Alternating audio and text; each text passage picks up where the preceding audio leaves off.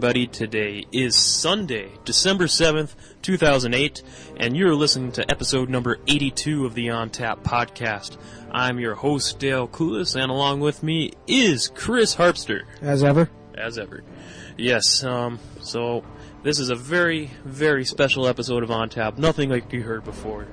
And, no, I say that all the time. Yeah, but this episode is actually special as after nearly 3 months, we are finally capping off our RPG retrospective, part 9 of 9. It's been that long already? Yes, it's been that long. Holy crap. Nearly covered everything released on the I thought the end of our RPG retrospective shows was vaporware. Yeah, me too, you know. Who knows? Who knew when it was going to wrap up, but it's been a fun ride. We took some breaks every now and then. We needed to pace ourselves and gather proper research. And we want to give a big thanks in advance for the community for their participation and sending their emails and their comments and filling us in on the forums about gaps we may have missed.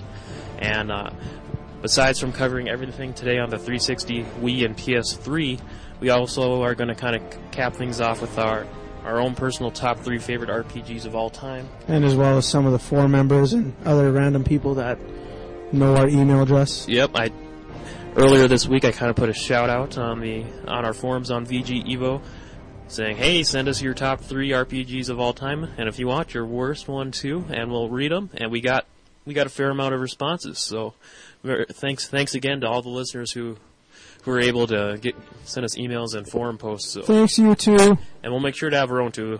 Take mine with a grain of salt. I haven't played the same amount of RPGs as Chris here, but I'm looking forward to finally finishing this off. But before we get to the goodness of the RPG retrospective, Chris, what games have you been playing? I have been playing Halo 3. That's it. Halo 3. Whoa, wait. You're into first-person shooters now again? What's up with that? I've been playing with a friend. I know how that is. We popped in some Gears of War 2. We beat Horde. Remember? Yep. Last weekend, I think it was after we recorded our last show. We did Gears of War 2 Horde mode, and we beat all 50 waves. Mm-hmm. Of course, on casual difficulty. But still, it still got fairly challenging towards the end of each set of 10 waves, as it should be. I was doing sniping, so they had a handicap, or I had a handicap, because I can't snipe at all. No, I really like Horde mode. I thought it was pretty fun.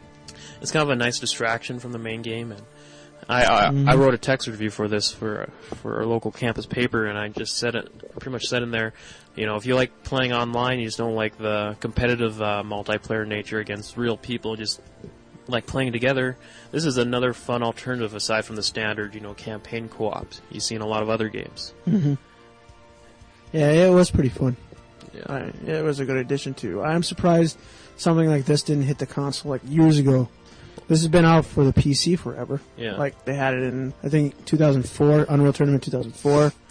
Well, it is worth noting that Call of Duty World at War did attempt this with its version, kind of mini version of a Horde mode called Zombie mode. Mm-hmm. Once you beat the game, you unlock the Zombie mode, and this is pretty much the same thing. You face off against an infinite amount of ways, just to see how long you can make it defending your house until you can.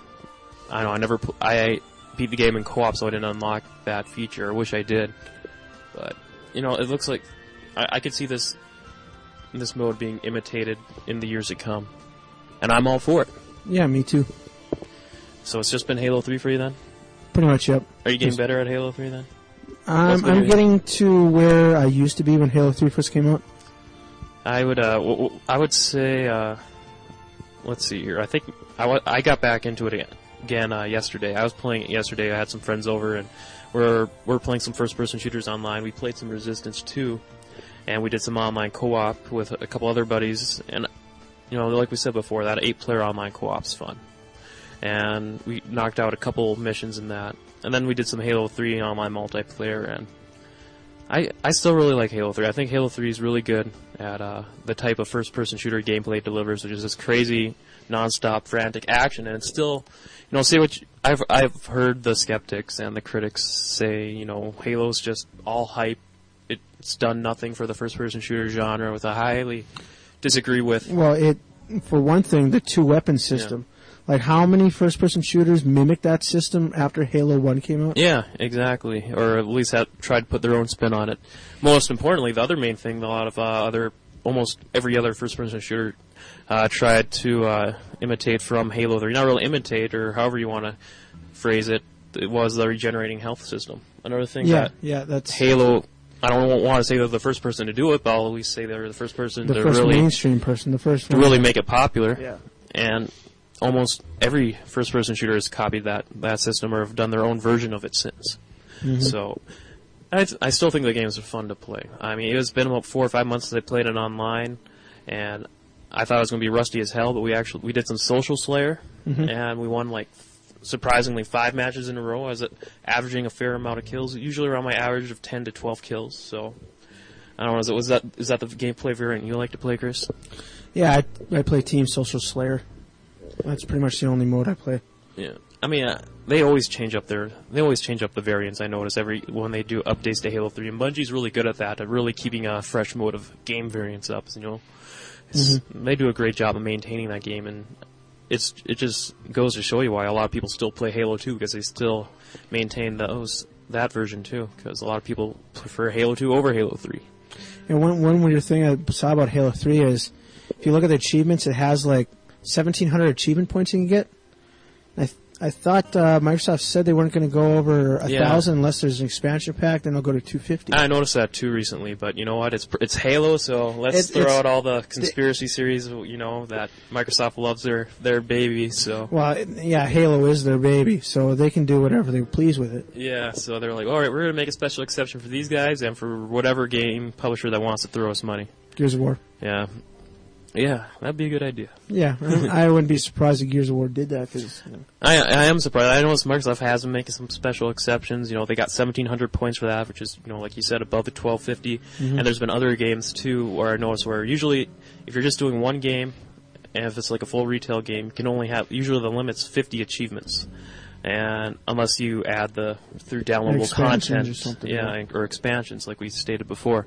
But I know games like Guitar Hero 3 has, I think it's like 58 or 59 achievements, and then also the Orange Box has 99 achievements. I can kind of understand that because it's 5 games in one, but you know, that's pretty insane. When I first saw that, I was like, how did they get away with this? But so I guess there are ways to get past it, and I think I noticed a few other games that got past it too, because I'm always, you know me, man, I'm an achievement junkie, and if I try out a new game, I usually hop on a site to check out the list of achievements, see if there's any that I can, you know, go out my way easily get that I may not have been aware of. Like, for example, in another game I was playing, what I've been playing recently, Secret Service. Yes, I mentioned this before. Secret Service, the game, the 4th first-person shooter game released by Activision within the span of a month, because you know they want to dominate the market. In case you lost track of the other 3, Call of Duty World at War, Quantum of Solace, and History Channel Civil War Secret Missions. Why do I know this? I have no idea. But I was looking at the achievement list, and I was like, all right, they had some weird ones, like, okay, if you can lean 3 times, jump 3 times, crouch 3 times, and run for 10 seconds, all within the span of 30 seconds, you'll get an achievement. I was like, what the fuck? That seems pretty weird, but sure, why not? And so I got that one. You know, just sometimes, and you know, sometimes they'll encourage you to play a game a little differently that you may think sounds just as stupid as the achievement I just described. It may end up being a lot of fun. You know, the achievements in Crackdown comes to mind. Remember when we were trying the online co-op ones? Keep a vehicle in the air. Keep a vehicle in the air for 10 seconds via shooting rockets at it. Yeah. That was actually awesome. I love that one. Or climbing to the top of the agency tower. And then diving off. Yeah. You're like, well, why the hell am I going to climb the top of this? It's stupid, and it proved to be challenging and fun. It was, and then diving off, you have to dive off in the ocean. Yeah. And when you dive off, it took 10 seconds before you plunge into the ocean? Yeah, it was crazy. But, but Secret Service is actually, I was a little surprised. It seemed a little more polished and refined than the other Activision budget game released this year, the aforementioned Civil War Secret Missions. So it felt a little, all it has is a campaign. There's no online multiplayer or anything like that. It's just single player. And you expect $40 out of that? Yeah, it's just $40, but I of course didn't buy it. I rented it, but this is one of those games I had to play. You know, I mentioned this when I talked about the game. I mentioned this game on when I guest hosted on the Interactive Distractions podcast. I just had to check out the game to see if the gameplay was as unoriginal as the title of the game. So was it? For the most part, yeah. It seemed it uses the Call of Duty 4 engine, and I guess I will give it credit for kind of doing a slightly different environment with the soundtrack the game uses and the way the game plays. And I was only got up to the second level, but I think I almost got to the end, but I got stuck. Imagine that. But not Dale friendly. Yeah, pretty much. No, but it seemed like a first-person shooter of 24. That's what it kind of reminded me of. The soundtrack kind of reminded me of 24. You kind of have those beats that kind of seemed like they came out of the show 24. And just kind of environments when of course, you're on Washington, D.C., and you're a Secret Service, and you're protecting the president right at the start of the game when someone tries assassinating the president right at the Lincoln Memorial. And I kind of like that. I'm a history nut, so, I kind of like that, So... But the thing I didn't like about Secret Service was that it adds these hacking mini-games. And by hacking mini-games, if anyone's played Dreamfall, if you remember those hacking mini-games, it's kind of like that, though nowhere near as user-friendly, or Dale-friendly. Dale-friendly. Yeah. And the second one I ran into, I had a lot of trouble connecting all the circuits and wiring together. Kind of a lot similar to the ones in Lost also. But it proved to be very troublesome, and... I got past the first one by seemingly luck. I tried forever on the second one and couldn't do it. And you got a time limit. You got 30 seconds to do it, or you're screwed. So yeah, that kind of stalled my progress in the game. I tried almost a dozen different occasions trying to solve that stupid fuse puzzle, but I couldn't. So unfortunately, I ruined the game. I'll admit I was actually starting to like it. It seemed, like I said, it did seem very unoriginal. Well, it plays very similar to Call of Duty, but different environment, but nothing spectacular, no real amazing moments during gameplay. But I was starting to dig it, and it's just too bad those stupid hacking puzzles that seemed very tacked on just to spice things up during gameplay just ruined the game for me. But that sucks. Other games I've been playing, I briefly threw in Metal Slug 7 on the DS. I guess, hey, we like Metal Slug, Come on. Yeah. Metal Slug Anthology for the Wii PS2 was some of the best value your money can buy. We still need to beat 3 through 6, I think.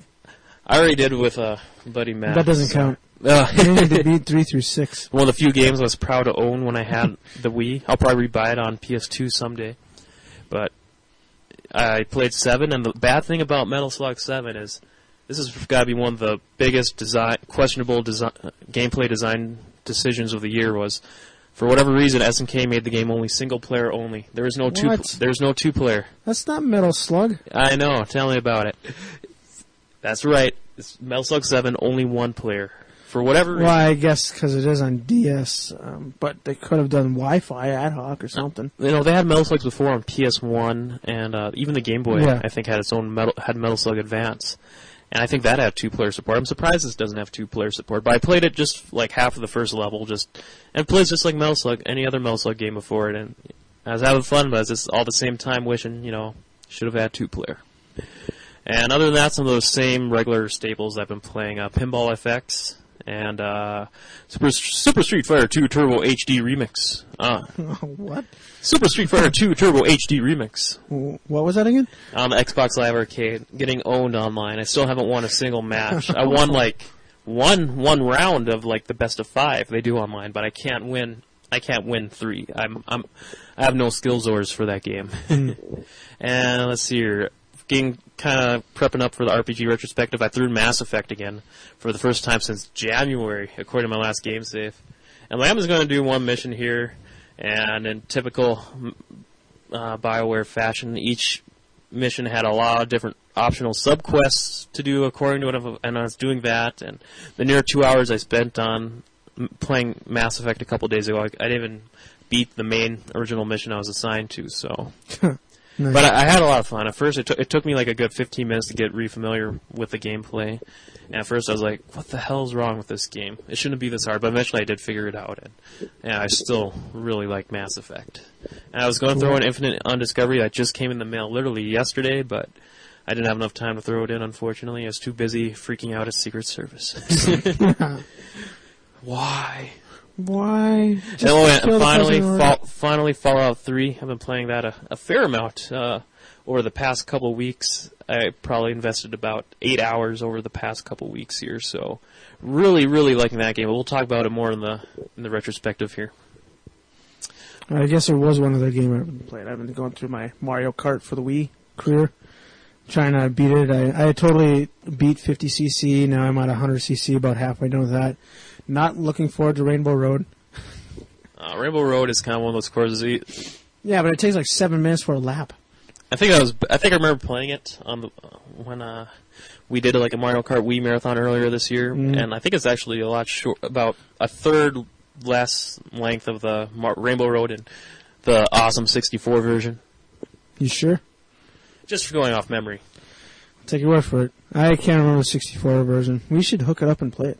I actually did hook up Mario Kart 64 a couple months ago. I like Mario Kart 64. Whenever I hooked up my. Oh, I guess I did leave out a couple games. I had a couple buddies over when Ashley, my co-host of my wrestling podcast, when we got done recording our episode for that the other day, we had to throw in some good old wrestling games, of course, and we played TNA Impact on the 360. Still, some of the like I said before when I reviewed the game, some of the best wrestling multiplayer since No Mercy on N64. And I've had fun with old SmackDown games, but the Ultimate X Match Triple Threat is a ton of fun. And we also played No Mercy, which adds some intense Triple Threat matches in that. And yes, No Mercy is still my favorite wrestling game of all time, and it even ranks pretty high on my favorite games ever list, too. So. And being it's an N64 game, that's got to mean something. Yeah, I was surprised that game has that much replay value going back to this day. I still have yet to find a wrestling game better than it. So, and yep, that does wrap it up. So a lot of games I guess I've been playing since we recorded last. But let's get on. We got one email before we move on to the retrospective. We're going to save the top three from the community sent at the end of the show. So. Chris, why don't you read this one, man? Okay. This comes from our boy Sung. Hey, Sung, how's it going? Hope you're awake for this one, buddy. Okay, for PSP game, Tales of Eternia. You simply know as the Tales of Destiny 2 for the original PS1. I don't blame you guys for going, huh? For Tales of the World, consider it the Tales fans' ultimate wet dream. Basically, you create your own character, and you go doing dungeon crawling and guild-based missions to save the world. Didn't you... Was that the one you played for the PS2? Oh, okay. I have no idea. The great thing about it, though, is Tales characters from other games like Abyss, Fantasia, Destiny, Eternia, and Symphonia act as NPCs, who will be your party members inside those dungeons and assist you in saving the world. One game that didn't get mentioned for the PSP was Breath of Fire 3. I know you guys hate that game. Steve did, I think. Yeah, I think it was Steve who wasn't a fan. I haven't played it. I haven't played it. But I think of all the Breath of Fires, this was probably the best one and easily one of my favorites. I would defend it, but this email is long enough, so that's why I'll leave this email at that. Keep up the good work, guys. Song. Thanks for the email, man. Yeah, never played Breath of Fire 3. I can't remember. I played 2 Breath of Fires for the SNES. I can't remember. There's only 2 of them for the SNES. Oh, so then I played all of them for the Super NES. Awesome. All right. Hey, thanks for the email, Sung, and we'll hear back from you again later with your top 3 here. So later, Sung. So let's get on with the retrospective. Let's knock out the Wii first. I think this is our hands-on experience here for what these games is going to be pretty short. Yeah. Unfortunately, I can say I only got about 10 games here, not excluding everything that's the re-released RPGs that have been available through the Virtual Console, and those really don't count. Come on. But as far as unique RPGs to the Wii, we have Alien Syndrome, and this was brought out by Sega. And going by my research, it's pretty much just a space hack and slash RPG, kind of like Diablo, but in space, much like the other recently released space hack and slash RPG by Sega in the form of Space Siege. Okay. And the next game we have is Baroque, and this also came out on PS2. I remember. I know I was talking to Bork Falico on VGevo, and he said he beat this game, and I don't really have anything to say about it. Neither do I. This next one's from Atlas, is called Dokapon Kingdom. And then we have Square bringing us Dragon Quest Swords, The Masked Queen, and The Towers of Mirrors. And going by the obvious title, Dragon Quest Swords, I remember reading a little bit about this, that, Square was implementing their use of the Wii Remote to, make it all sword-based. Yeah.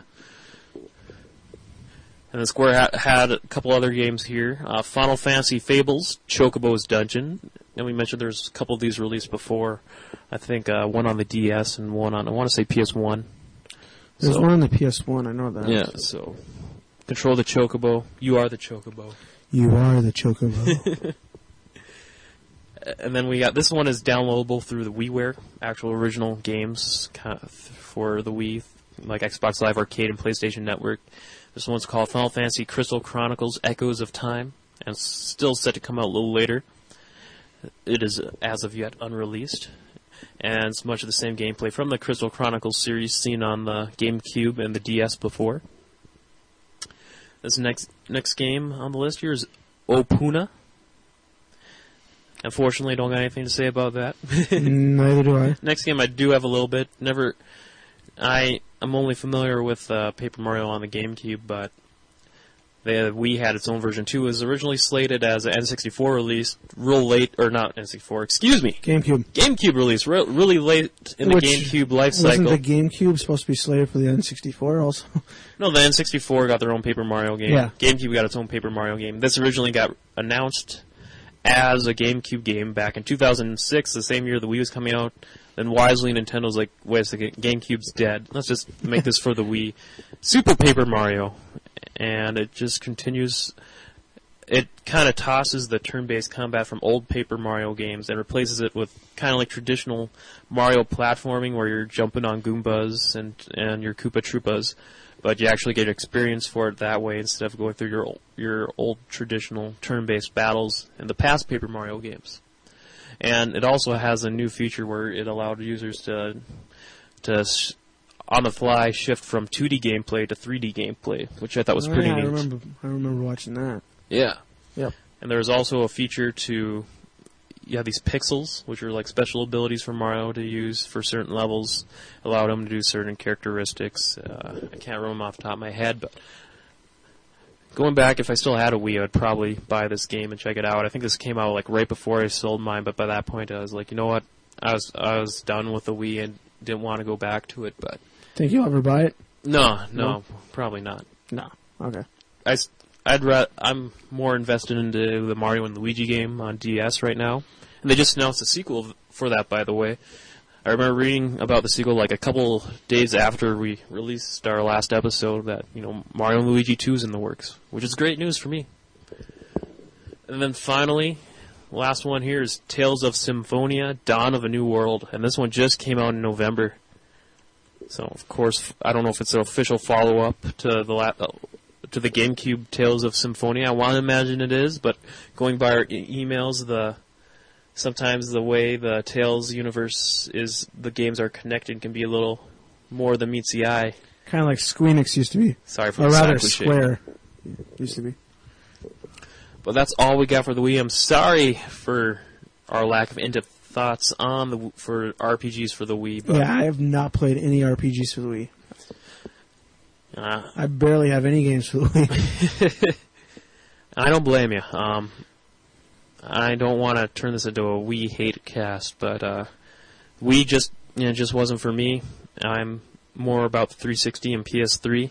Me too. There's nothing wrong with the Wii. I like it, but it's great for the market and the demographic it focuses on. It has its own. It does have a stable of core games, as Reggie likes to call them. Not hardcore games, but core games. I kind of like that. Reggie's awesome. I like that guy. Reggie's the man. Yep, he is. But it prints money. That wasn't Reggie, but the Wii's kind of going in a different direction, and that's not a direction I'm a fan of. I'm actually there. At one point, I did kind of regret trading in the Wii, where I thought of an idea to do a new podcast just focused all on Wii games, where I just I'd buy or go and rent as much of the Wii $20 shovelware as possible, just to put myself through a unique form of gaming hell. Why? I don't know. It'd be different, and probably would have been fun to see just how bad each game could have been. There's already an angry video game nerd out there, though. Yeah, but he doesn't have any Wii coverage. He will. In about 20 years, Yep. He'll be reviewing Wii games. All right. And he'll be like 50 years old. Let's move on to the 360 here. And Yay. I think going with the 360 and PS3, I want to say this is the first generation where a lot more RPGs are starting to come out multi-platform. Mm-hmm. So, there's an alphabetical order here. Let's start it off with Blue Dragon. Got it. This is a very fun, very simple, very linear RPG. If you're sick of RPGs where you actually have to think, this is for you. And I don't like thinking. It's not bad. It's a good game if you want to play an RPG, but you just get home from work and you're like, oh crap, I just did a whole lot of thinking at work. I don't want to think anymore. Then this is the RPG for you. Now, this one was actually Microsoft published this, but it was developed by, what was it, Mistwalker Studios, I think is the name. Pardon me if I got it wrong, but I do know for the fact that the developer was made up or consisted of a lot of members of former Squaresoft teams. And actually, like the person that worked on the sound, the graphics were actually, as you could tell, were made by the same person that worked on the Dragon Ball series. A lot of character design might remind you of something that would come out of Dragon Ball. Mm-hmm. I thought the game had like a unique look to it, wouldn't you say? Yeah, the battle system had kind of a unique twist to it. You early on the storyline, you get like force-fed some pills or something, and that sounds bad. But anyway, when you enter battle, your shadows become dragons, and they do the battle for you. You command them. And each dragon has its own unique abilities. Like there's a monk dragon, there's a healing dragon, there's a black mage dragon. Yeah. I remember watching you play and other friends play that. It looks like the game looks great. I think it looks... Yeah, it is great. It's like visually stunning, but it's just a simple, mindless RPG. Yeah, that's...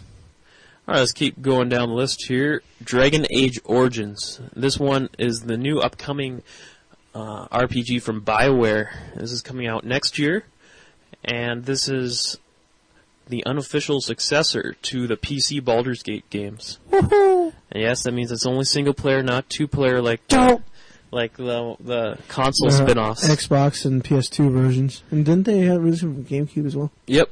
Okay. But yeah, I was glad to hear this. At first, when I first saw this game, I thought it was just something else completely different. But then when I actually started reading up on it, find out that they're continuing, that BioWare is going back to some of its older PC roots, doing the Dungeons and Dragons. I don't think this is using the Dungeons and Dragons rule sets, but it's going back to that same atmosphere back in the land of fantasy and medieval days. Hack and slash, blow shit up. Not blow shit up, slash shit up. Slash shit up. This is coming out next year. It's also coming out on PS3 also, so. And this next game here, Elder Scrolls 4 Oblivion. I have never heard of this game. Yeah, me either. Elder Scrolls 4. What's this about? Yeah. No, but of course it's the Bethesda franchise that really hit the mainstream when 3 came out on Xbox, and this was supposed to originally be a 360 launch title, but got pushed back just a few months, which ended up being for the better because there wasn't really anything coming out at that time on 360, so the game ended up selling a shit ton of... And I really like this. I had a lot of problems with Morrowind. Not really a lot of problems. I liked it, but I thought it could have really used some work on its navigation system. Pretty sure we talked about this before when we talked about Morrowind and how Oblivion really remedied a lot of the problems of getting around Tamriel. Fast travel. Yeah, fast travel especially, and the ability to get a horse. If you still want to experience the land and search for secrets, but just in a faster paced manner. And that waypoint. Yeah. for navigation. Set your own waypoints so you can You find can your set way. your own, or else you can make the main waypoint of your quest. It'll show you where to go. You know. I really like that Yeah. because you don't have to bother asking people in town through dialogue, giving you a somewhat vague description of where to go. And it's spoken dialogue. Yeah, it's spoken dialogue. Everything is spoken, but unfortunately, it's through like just. I even think in an interview, they aside from Patrick Stewart and maybe a couple other special voice talents, I think they only had like 5 or 6 actors to voice all the talents in the game. As long as Patrick Stewart's in there, it's A+.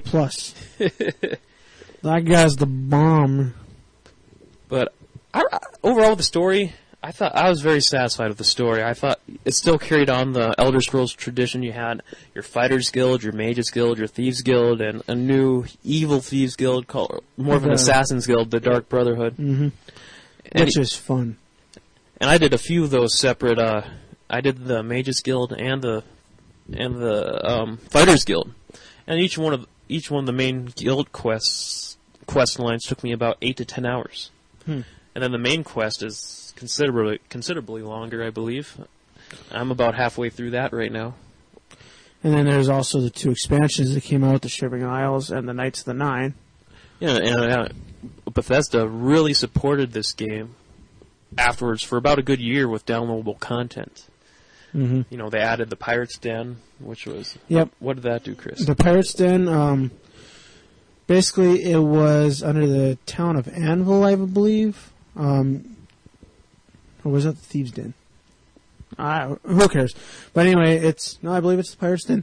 You find this cavern that has this old half-sunken pirate ship, and there's all the pirate crew is undead, and you have to kill them all. But once you do, it basically becomes your home. There's like vendors inside there. They'll sell you ammo and armor and weapons and potions and crap like that. And then it's actually really cool. It's the best base of operations I've ever found in this game. And can't you hire out the fellow pirates in there? Yeah, you can. You can. Actually, you can't hire them to come with you. You can just send them out on like their own raids. On their own raids, and they will bring back and put in a chest in your captain's quarters whatever they find. That's freaking awesome. Yeah. Plus, the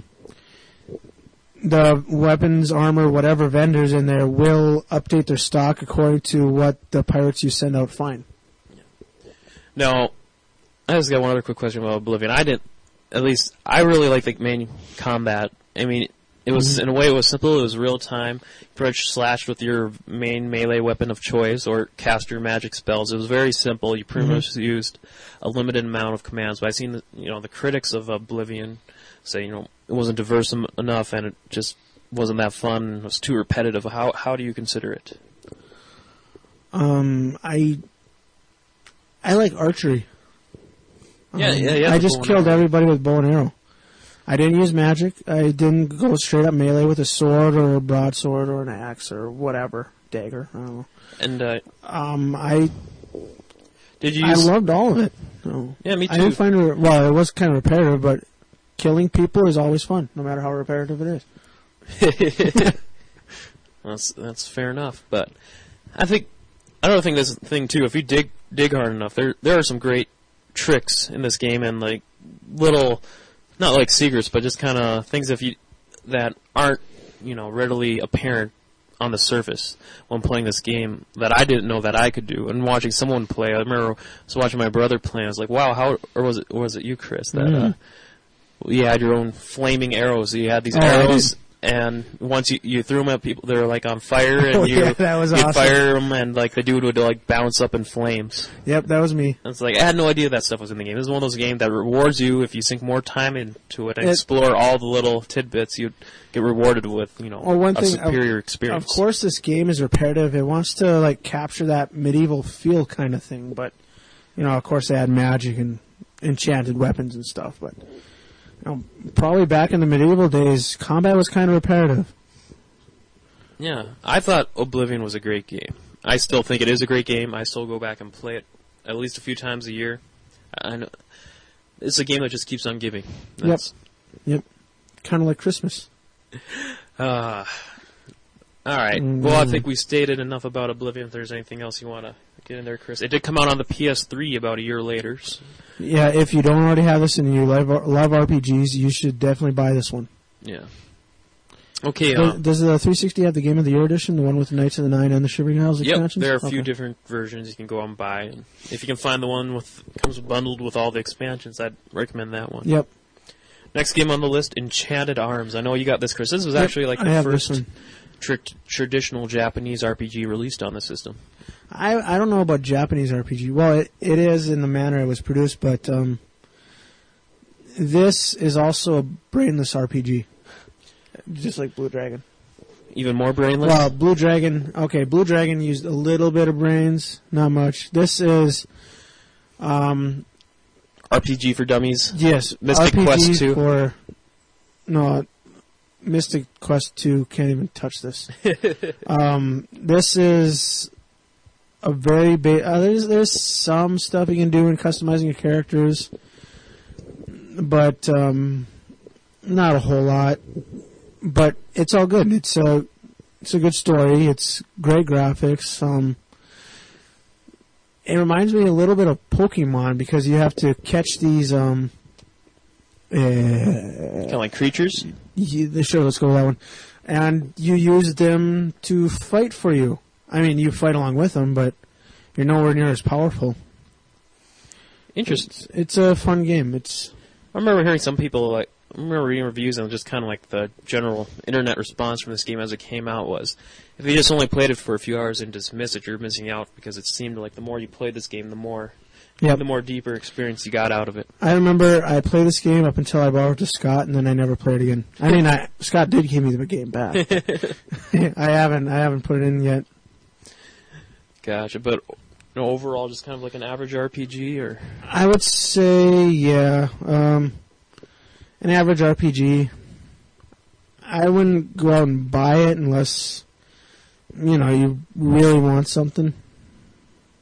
You're just really craving for an RPG on 360. Yeah, right now the 360 does have enough of a variety out that you can pick your spots. Yeah, this is also on the PS3. Yep, it did come out on the PS3 about a year later. A bit later, yeah. This next one on the list also came out on the PS3 about a year later with the director's cut. Just recently released, actually, as a director's cut with bonus dungeons and stuff. So if you were to get one, I'd probably go with that because you have more content. Mm-hmm. But I'm talking about one of the few RPGs I actually completed, and that is Eternal Sonata. I'm surprised I haven't completed this one yet, and Dale did complete this one yet. I can say I completed a game before you. It's an RPG nonetheless, too. That's just amazing. I think there's only about 3 RPGs I managed to finish. There's a bit more that I put a significant amount of time into, about a dozen I want to say, but only 3 I finished, and the other 2 were Baldur's Gate: Dark Alliance and Pirates of the Caribbean. But Eternal Sonata, I never really gave it a full review on here. I did review it when I did do a guest spot on the PS Nation podcast a couple months ago. I gave a full review of it there, but long-time listeners were probably familiar for me saying every couple episodes, I played a little bit of Eternal Sonata, because it took me... And finally, I beat Eternal Sonata. Yeah, it took me 11 months to conquer it, because literally I just throw it in once or twice a month just for a couple hours at a go. Then finally I was determined to beat the game before the end of the summer, before new semester started, so in 1 month I really started plowing through like the last third of the game, and I beat it. It was like about, I want to say off the top of my head, about a 35-hour game, which I thought was about a great length. It's perfect like $2 an hour. Yeah. You can't get a movie for that. Well, at least for me, I think that's perfect. I always hear people say they love their 100, 200-hour epic RPGs. And those, sure, that's fine. If you got a lot of big spare time or know how to pace your gameplay, go with those games. But this is perfect for me. It is a very linear game, very straightforward. It's hard to get lost. There's no big mammoth sandbox-style overworld like in Oblivion. This game very much guides your hand, which I was fine. I really liked this. The game had a crazy cracked out story. You're living in the dream world of musical composer Frédéric Chopin in his final hours, and you're kind of playing out his own weird, crazy fantasy. And you play with your typical cast of, teenagers. And then what was weird about this game is every once in a while, like through breaks in the chapters, it would go to a historical flashback of Chopin's life. Yeah, that was weird. That seemed real out of place. I think they would have been better as like an extra feature in the game. Yeah. But, I guess after you beat a battle, they were a nice breather, I guess. This game I thought was incredibly fun. I haven't put it in. I mean, I put it in and played a couple hours of it. I can't remember how far I got, but this game was incredibly fun. I just have a lot of games to play, so that's why this is one that's in my backlog to be the, tossed in soon category. Yeah, I know. Dale was like nodding. Sure it is, whatever. I've heard that before. No. I plan to actually put this one in. The thing that stood out the most to me about this game is, besides its very unique art style, the game just looks gorgeous, whether you're playing on SD or high def. Mm-hmm. It uses a kind of a awesome cell shading. Kind of cell shading, kind of not. But it has a very unique art style. But the thing I really liked about this game, too, was the battle system. For me, this is probably like my favorite battle system in an RPG. It is turn-based, but turns go really fast, and it seems that each turn has like a 5-second time limit. So within 5 seconds, you can run around and do as much real-time combat as you want in 5 seconds. And while you're taking the damage, you can also, on the defense, you still get a chance to interact on defense, because you can time your blocks, and if you successfully time a block, you take like 80% less damage, mm-hmm. which is awesome in my opinion, because it's not, for the most part, your risk of dying is based on your skill and not by chance. And I just thought it made boss battles a ton more exciting and fun to play to me. If I died in a boss battle, it didn't seem like it was because the boss has this crazy attack you have no power against. It's because you suck. Yeah, you suck. It really challenged me in a good way to experiment with different party members and use different magic spells. I had a ton of fun playing these battles in this game. So, I was very satisfied with the RPG. The story does get very hokey towards the end. I don't want to spoil anything, but this does have one of the most crazy, nonsensical endings I have ever witnessed. Thus, I will love it when I get to that point. Actually, Chris, I don't know if I'm not going to spoil it. I heard the PS3 version kind of clears things up a bit with its ending, but okay. I'm not going to go play through it again. If I would play through it again, I'd probably play through it again on the 360, because it has its own New Game Plus feature. Oh, does it? Yeah. Sweet. Play a game with slightly tougher enemies, but you retain all your experience, and you can find a few different new minor sub-quests along the way, which I want to do, but I have no idea if I'll ever get around to it. But, it was a very neat game. I've had a very good time with it. I don't know if I'd rank of I can tell you it's not in my top 3 right now. But I was very happy, very satisfied with it, and I'd recommend it on the 360. Cool. Or, like I said, too, if you have PS3, go that way, too. But, Chris, you reviewed this one just a couple episodes ago, so let's hear the Cliff's Notes version of this review. Fable 2. Good. Buy it. Well, not that short. Oh, this is good. Buy it. Fable 2, I was really, really looking forward to this one. I really love the first Fable for the Xbox. And then I popped this game in. I really didn't like the combat system too much, because in Fable 1 I really loved magic. But after listening to a video review of, GameSpot or something, I can't remember, they showed me a trick to the magic combat system of, like, putting a time delay in your first level magic, summons in your second level, and then the third levels just do whatever you want. And I did that, and that really vastly improved my opinion of this game. Now, didn't you say that a lot of people were disappointed with the first Fable because... Yeah, screw them. They, Peter Molyneux gave a bunch of lofty Molyneux, expectations and promises. He overhyped the hell out of Fable 1. But in the end, wasn't Fable 1 just still a fun game in its own? I thought it was. On its own? Yeah. I loved Fable 1. I didn't really listen to any of the hype. Despite what it may not have contained what was promised, but on its own? Yeah. Actually, when Fable 1 first came out, I wasn't going to buy it. But I went to GameStop, and they're like, oh yeah, we only have one copy left. I'm like, I'll buy impulse buy. But give it a guy too. But would you say Fable 2 pretty much delivered on everything that it was promising? Besides the co-op, which was a lot of people said. I haven't actually played the co-op. To tell you the truth, after I beat this game, I borrowed it to a buddy of mine, and he beat the game twice so far. Oh, Kyle. Did you beat it good or evil? I beat it good. Gotcha. I beat it good. Overall, I guess I've seen a lot of copies of this show up in used retail stores in town, and I started asking around because I thought this seemed unusual for a game that's only been out for a couple months, and I guess some people were saying the ending left a sour taste in a lot of people's mouths. Well, there's 3 possible endings to this game. But it sounds like either ending. Were you disappointed with the way the game ended? After Fable 1, not really. Anything? Okay. No, I mean, the game never ends. What I loved about this game is just going throughout the world wherever I want and killing crap in whatever way I want. And that never ends. This game doesn't... It's not a traditional RPG by any means. Not. It's pretty much like... It's kind of like Oblivion, but like maybe a little more... A little different. It reminded me of Oblivion. You have your own open world. You can use your real-time combat. Mm-hmm. But not as open as Oblivion. You can use real-time combat. You can use There's 3 ways of killing people. There's melee, like swords and axes and cleavers, and you get your magic. Yeah, and then magic, and then like ranged weapons like pistol, shotgun, or bow. Oh, okay. And it feel like the original Fable? It's still pretty fun. It did feel like the original Fable, except for the magic system, which I kind of discussed earlier, and in my review. Overall, though, I would say I would recommend this game, and if you like Fable 1, I would highly recommend this game. Gotcha.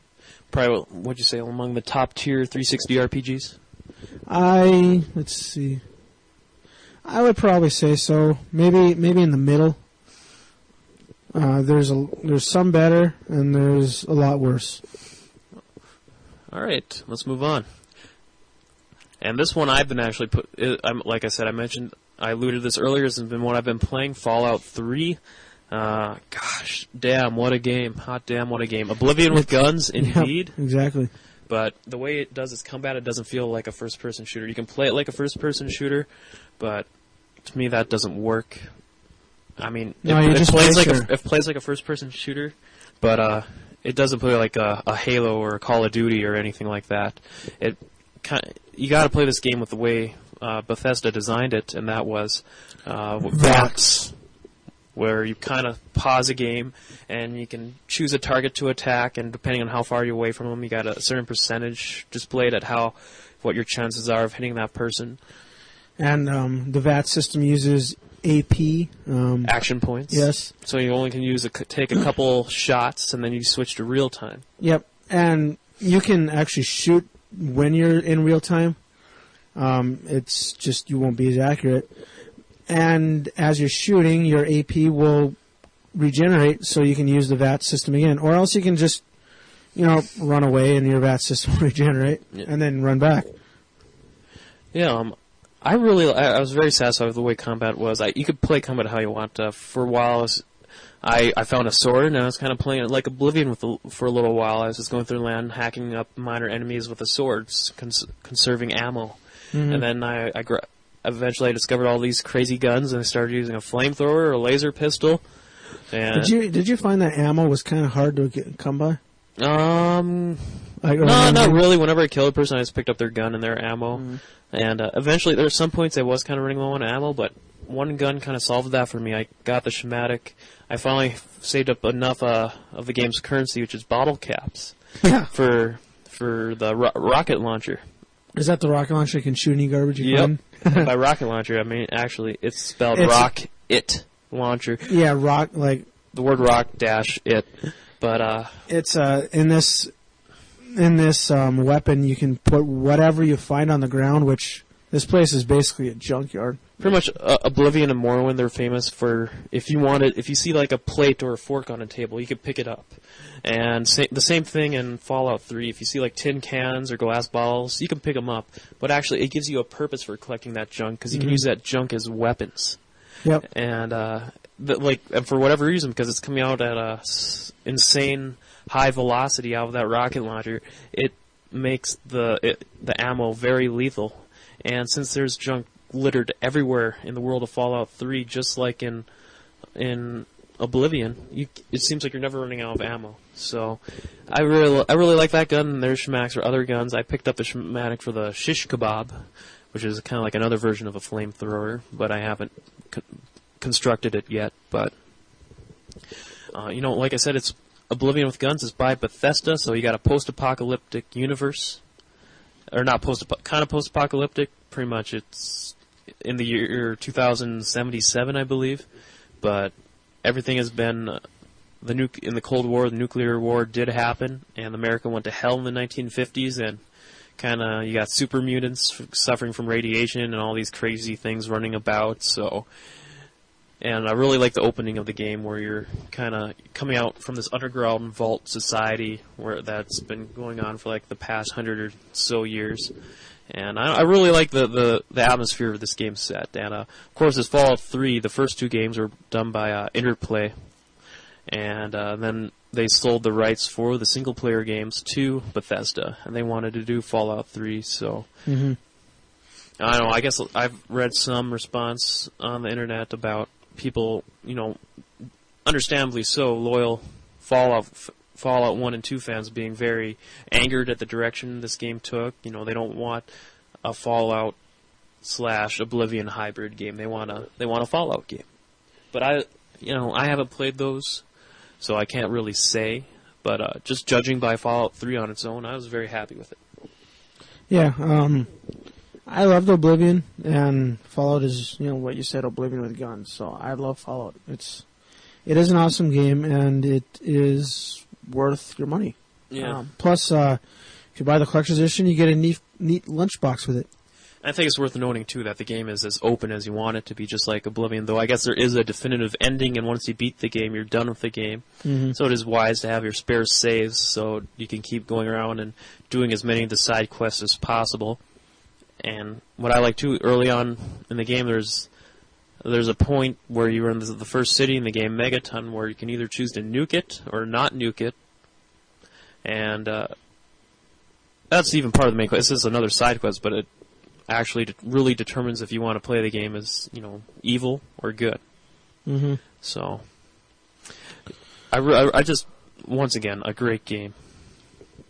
But let's keep moving on here. This was another re-release when Square brought Final Fantasy XI and all of its expansions over to the 360. I did try playing the beta when it came out, or maybe they even announced it as a demo back then. But where they made it free for a couple months. And the game actually, it's the only game right now where you can play online with a PC and PS2 user base. Yep. So it's all cross-platform, which I'm just surprised they're able to pull off. And Chris, did you try? I know you were a big FF11 nut. Did you try playing this on 360? I did. The sound was something was screwed up about it. Was it like your stereo system, or was this a problem in game? It was a problem in game. The sound was out of sync. This wasn't as high a resolution as the PC version. I had it running on like 1600 by 1200. So I like my real estate. I like having lots of space. I don't know, I don't like looking at buttons bigger than my main character. How about that? Now, could you actually plug in your keyboard and use it control it like you would on the PC? Mm-hmm. I don't know, would a mouse work too if you use the Yep, USB? a mouse would work. Mouse and keyboard, yeah. Oh, on the 360? Yep. Wow, that's impressive. How about on the controller, though, just using it on the controller? Did you try that? I don't want to. I never did. I can't remember my experience with it from back then on the controller, but I don't know if I'd want to imagine, being that limited. Yeah. of course, whenever Square releases an expansion, they still release them on the 360, and usually as a collection too. I think you can actually buy a Final Fantasy 11 along with its 4 expansions for just $20. I think I've seen the collection for. Really? Wow. Yep, including your 2006 Game of the Year, Chris. The latest that year's expansion for Final Fantasy 11. I believe it was Treasures of Oregon. Yep. Yep. But while we're on the topic of Final Fantasy 11 Final Fantasy games, the next big main entry into the Final Fantasy universe, Final Fantasy 13, was the big announcement at E3. It's also going to be released on the 360 alongside the PS3, at least in America, anyways. So, Chris, were you surprised by this announcement? Do you know which platform you're going to get it on? I don't know which platform I'm going to get it on. No. I'm guessing it's probably going to be like 4 or 5 discs on the 360. It probably will. And I don't know if that will be, acceptable. I don't know. I think it's acceptable. I think the whole thing with, number of discs is outrageous.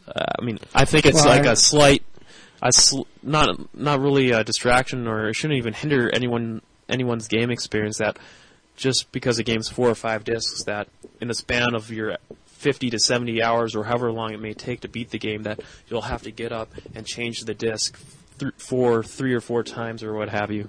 Was it that big of a problem when you're playing Lost Odyssey? Not really, no. But I think if you do have both a PS3 and a 360, I think that is not really a deal breaker, but maybe something that may help sway you to one side or the other. I don't know. It's a trade-off. Achievement points or 1 disc. Achievement points or 1 disc. What do I want more? Yeah, I don't care about multi-discs. Yeah. It's just whatever game looks better, sounds better, I'll get whichever version. I can say I'm not going to get it right away. I'll probably wait for it to go cheap, like I usually do with most Final Fantasy games. Mm-hmm. You'll wait till the PS5 comes out. And then buy PS5, yeah, that's right. But I believe that's coming out in 2009. We'll see. It's been in the works for a long time now. So let's keep moving on. This game just came out a couple months ago. It's one of the new original IPs from Square, and we're talking about Infinite Undiscovery. And like I said, I mentioned at the beginning of the show, I just got this in the mail yesterday. I didn't have enough time to play it, but I do got an excerpt from our boy Jared Johnston. He wrote an interesting article about this game for RobotPanic.com. Interesting community from the folks that used to be TeamFremont.com. And I got a little blurb here from him.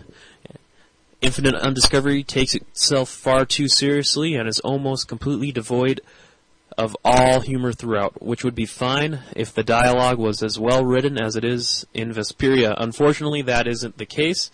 Because of these problems, Infinite Undiscovery has a serious lack of personality. Oh, and that was from Jared, his excerpt, and just going by what he said there, and other responses I've read from the gaming press, that this sounds like this is just not like. It sounds like it's a fine RPG, an average RPG, but it just doesn't do anything groundbreaking for the genre. It doesn't bring anything new or exciting to the table.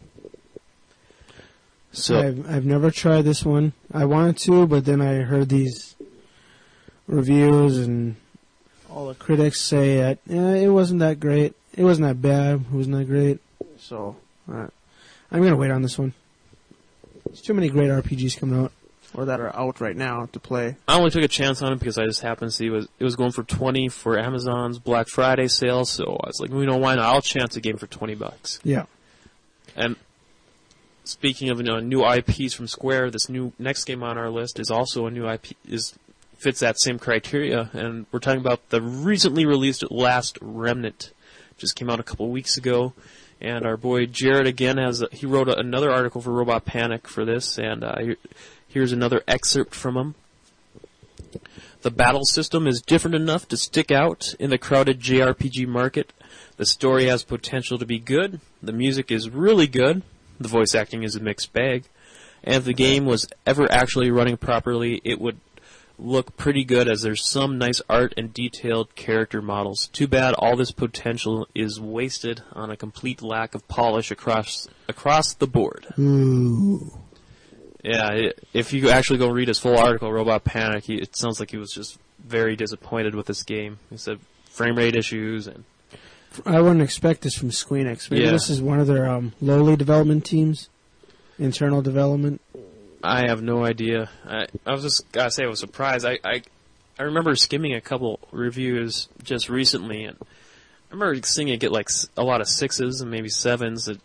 At first, I just kind of blew it off as another average RPG, just kind of like Infinite Undiscovery. Just it's very just disappointing to discover that the game has a lot of glitches and quirks to it.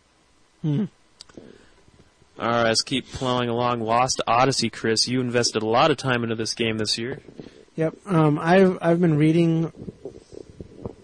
I love this game. I've been reading forum posts and everything about this game, all saying one thing: this should have been Final Fantasy 12. And this is like Blue Dragon. A lot of the people from Final Fantasy and Square teams worked on this game, right? Yep. And if you play this game, you'll definitely see a Final Fantasy vibe to it. This is, I don't know, it's just a good game. It's visually stunning. I reviewed this in one of the previous shows. Yeah, about several months ago you reviewed it. So I don't know what episode, but and I'm not going to go in depth about this game. I'm not all the way through it. I think I'm on disc 3 out of 4. Again, with the disc swapping, I don't mind it.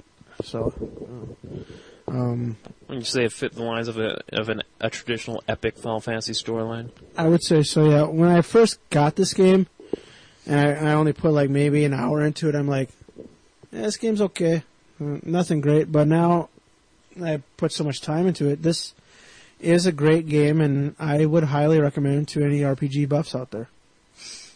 Also, really good battle system as far as all that's concerned. Yeah, really good battle system. It's got some unique thing where like the health of your you can layer, or you can put it in tiers, like melee in the front, mage in the back. There's 2 tiers in your formation. The combined health of your front row is kind of like the defense of your back row. So if you're I kind of cover this in the review, but basically, if one of the enemies tries to hurt anybody in your back row, your front row will defend them, and it'll significantly reduce the back row's damage. Awesome. Overall, though, Lost Odyssey, you said pretty much a must-buy, right? Yeah, it is an awesome game. Cool, good deal. All right, this next game we already talked about it at great length in a past show because it was a multi-platform game, also appearing on PS2 and Xbox, and PS3 also. I'm talking about Marvel Ultimate Alliance.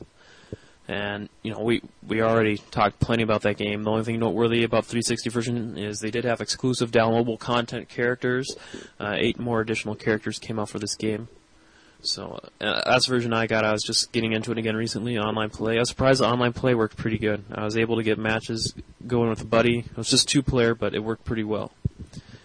But let's just keep moving along. Mass Effect is the next game. I know it's from BioWare, and they got a good track record with their unique Western style RPGs. They kind of pioneered over the years. What did you think of this one, Chris? I thought it's a great RPG, but it's not one that I'm going to beat it. It's just not one that I'm really excited about beating it. It's got a great storyline. It's got a great battle system, but I really like the story. I thought it kind of goes for it's delivering a whole new sci-fi universe, and it has a codex which is updated constantly throughout the game. Whenever you meet a new species or new race, new weapons, or just almost anything, it updates it in its codex. And this codex is pretty much like the encyclopedia for its whole new universe. And they already got a couple novels out.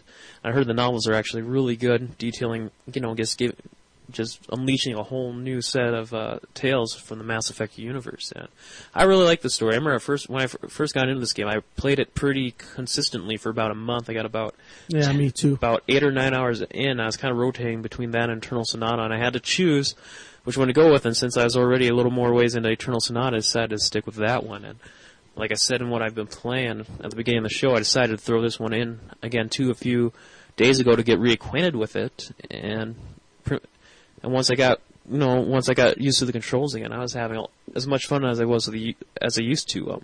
I think the thing with this is with BioWare, when they did Jade Empire, they kind of went away with what they did in Knights of the Old Republic with their hybrid of their turn-based and real-time combat. It just pretty much went all real-time with the option to do pause combat and do different commands on the fly.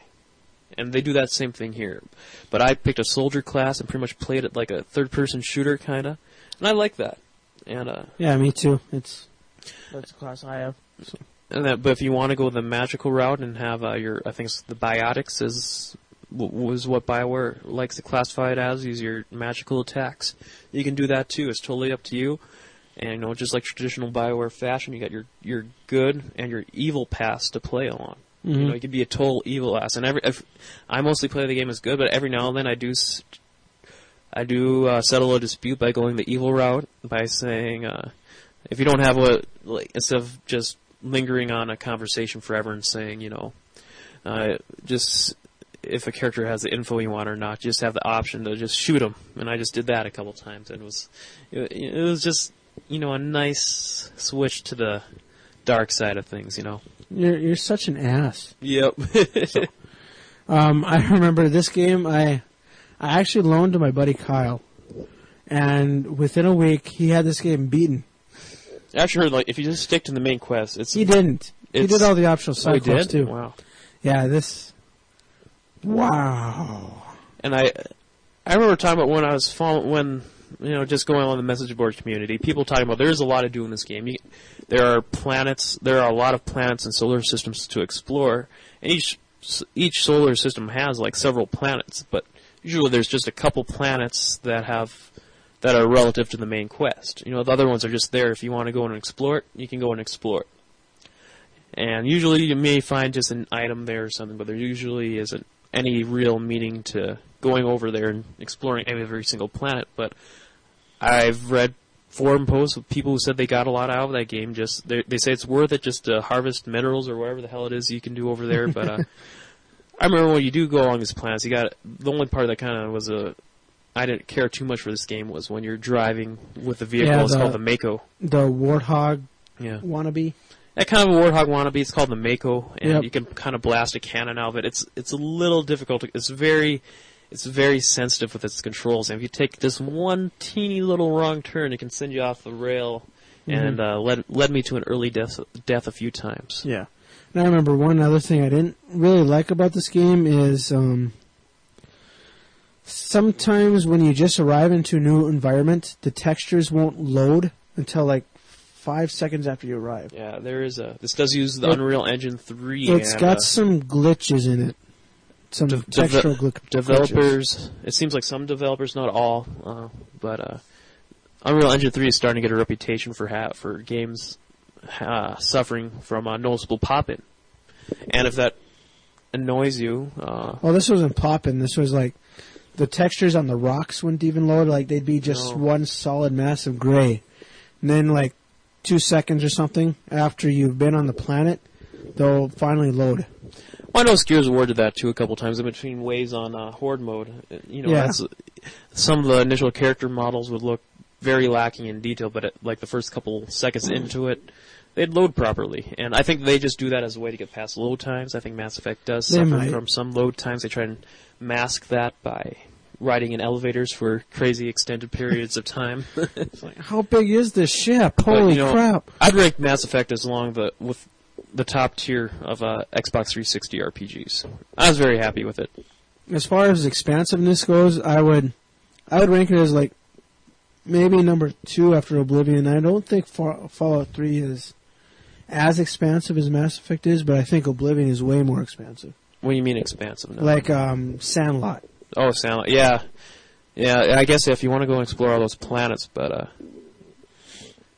another thing, when you do go down to explore those planets, you can't actually explore the whole planet. You'll be on there for hours. Yeah, that's true. They just give you like an area to explore.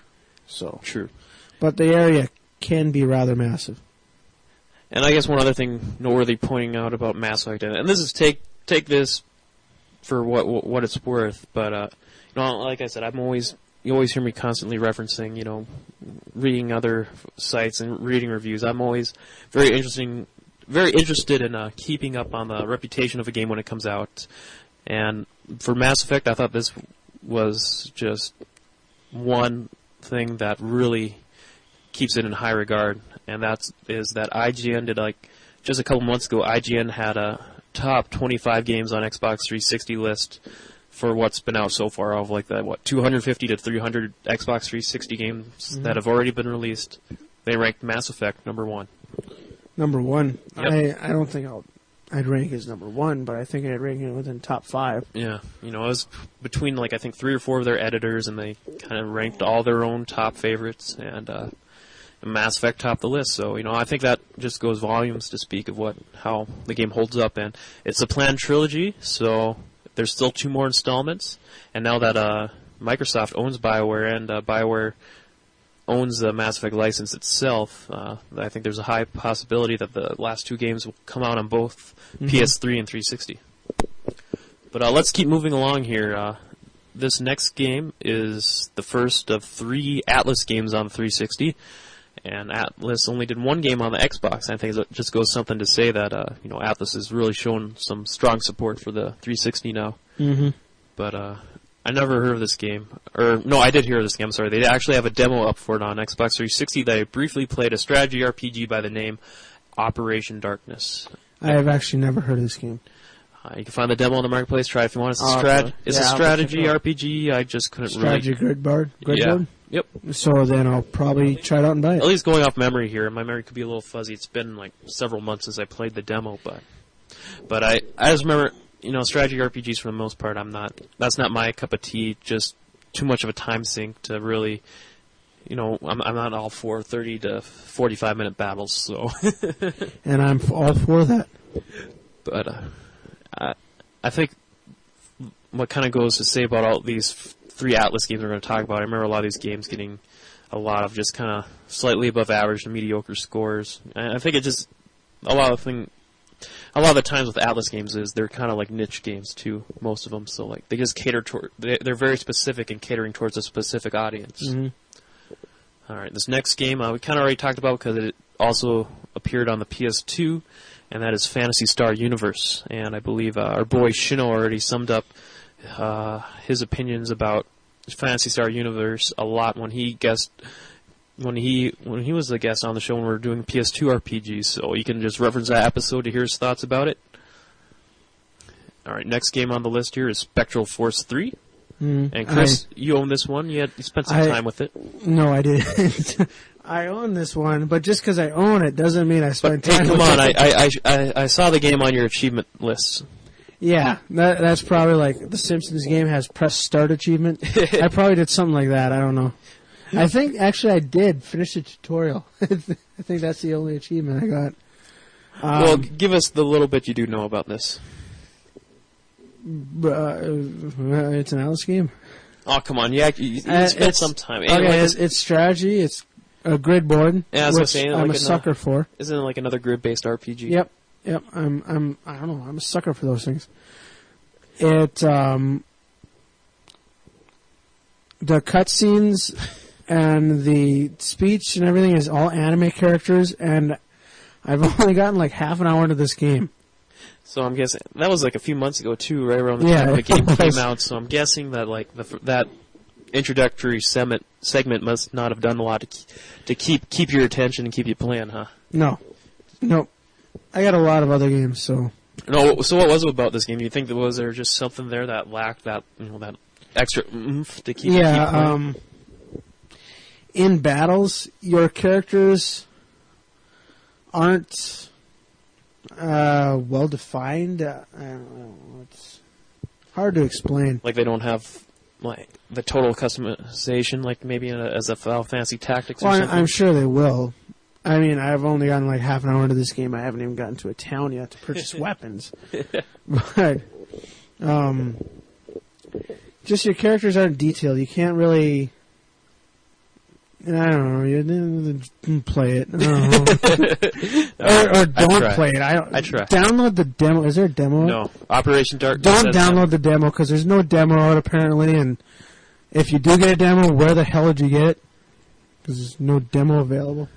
You don't think you'll see yourself going back to this one anytime soon? Not soon, but I will. Maybe. I recently picked up another game by Atlas for the PS2 called Eternal Poison. I'm really digging that one. You've been playing that a lot? Yeah. Oh. That should have been on my games I've been playing. Well, let's talk about it real quick, since it just came out, and we aren't going to go back to the PS2. I mean, guess what type of game it is? Jeez, it's a grid board strategy game. Yeah, I'm liking it. The battle is unique. It's basically when you start this game, you go through a tutorial. And the tutorial is just a battle that gets you the feeling of this game and everything. And once you're done with the tutorial,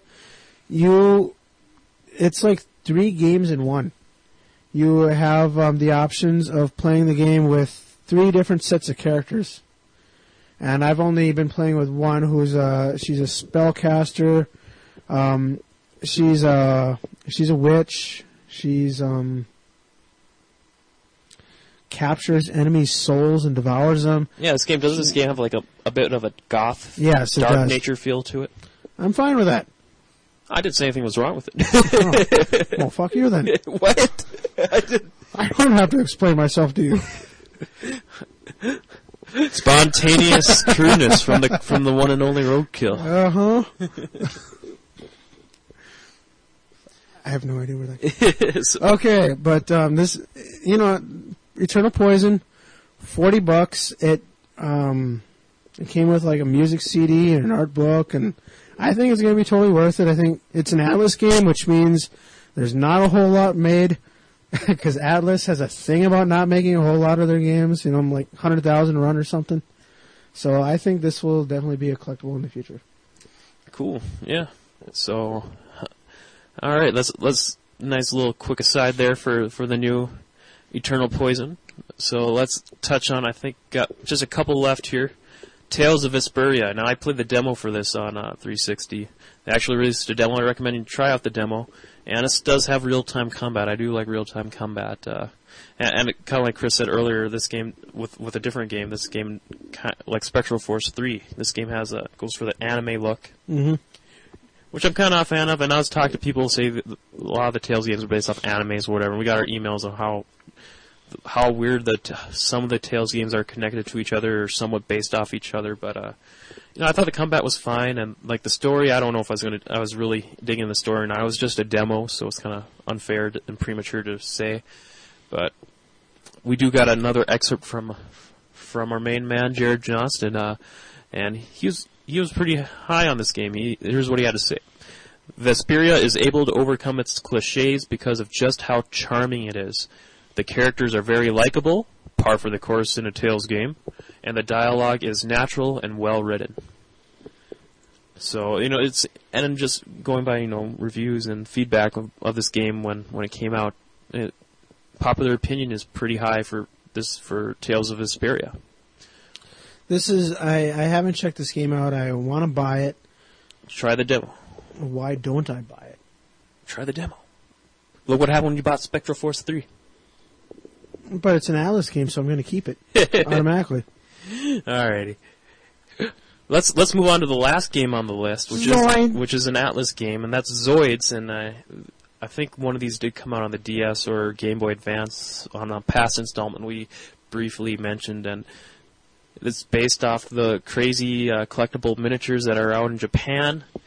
I have no idea why these games come out in America, and I think this is a grid-based RPG also. I could be wrong, but I really don't care about it. And going by a couple of quick reviews I remember reading about it when this game came out, it didn't seem like they cared about it a lot either. Got a lot of mediocre scores.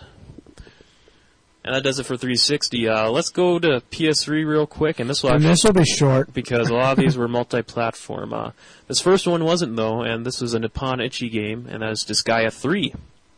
And Savory Cade, actually, when he was guest hosting on one of our earlier RPG installments, he said I remember him mentioning this game in what he's been playing, and he said he returned it to GameFly right away, but he did mention. I remember him mentioning some high points. And Chris, you like the Disgaea games. I was surprised you said you didn't pick this one up right away. Disgaea is the definition of long ass RPG. There's just so much you can do in this game. It can overwhelm someone. You like every single item from a stick of bubblegum. Yeah, bubblegum heals you. From a stick of bubblegum to a weapon to pieces of armor, you can go into the world or you can go into these items and level them up by doing battles.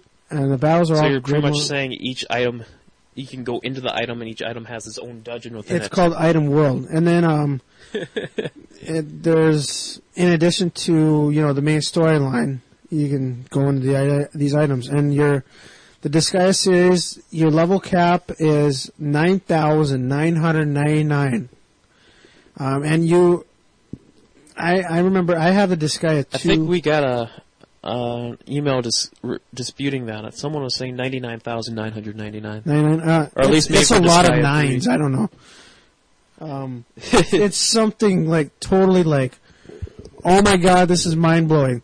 It's oh my god, this is mind-blowing. But I have the Disgaea 2 manual, or not manual, guide? Yeah, that's the word. I got the Disgaea 2 guide, and on the back they have a screenshot of, like, a move that did over 2 billion HP in damage, and I'm hoping that whatever enemy it was, after 2 billion damage, it's dead. I don't want to go to a boss that has 2 billion HP. Yeah, definitely. That would kind of suck.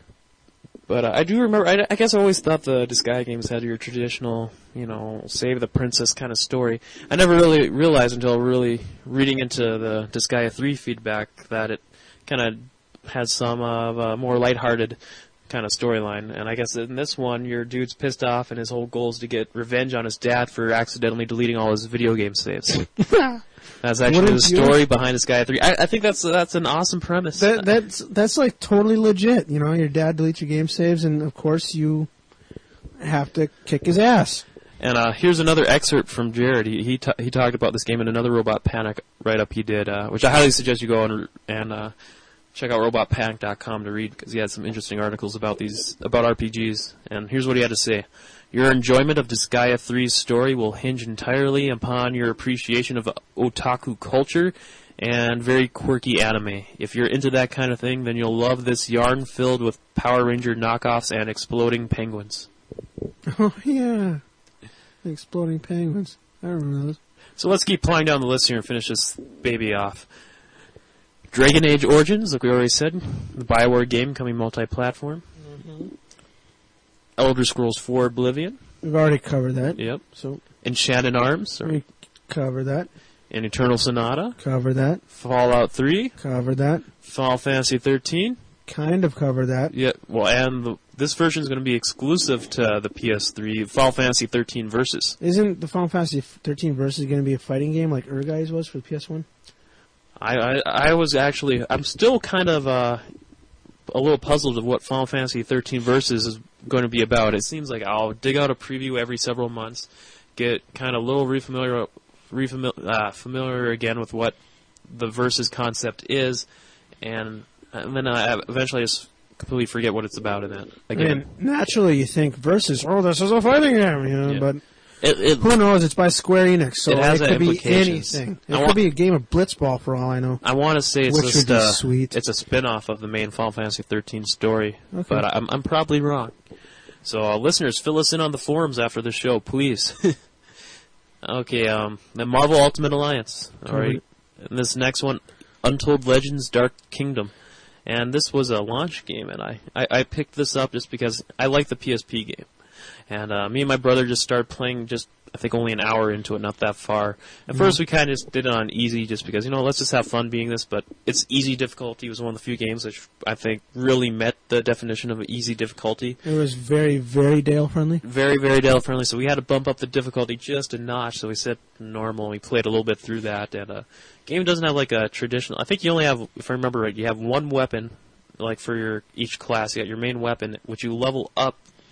You can't pick up new weapons. Instead, you level up your main weapon by installing like jewels or other certain types of collectibles into your weapon to make them more powerful and whatnot. Same, I think the same is with your armor. I could be wrong though, but it's another hack and slasher. But I remember just playing it. It just didn't seem like the same kind of experience it was on PSP the first time around.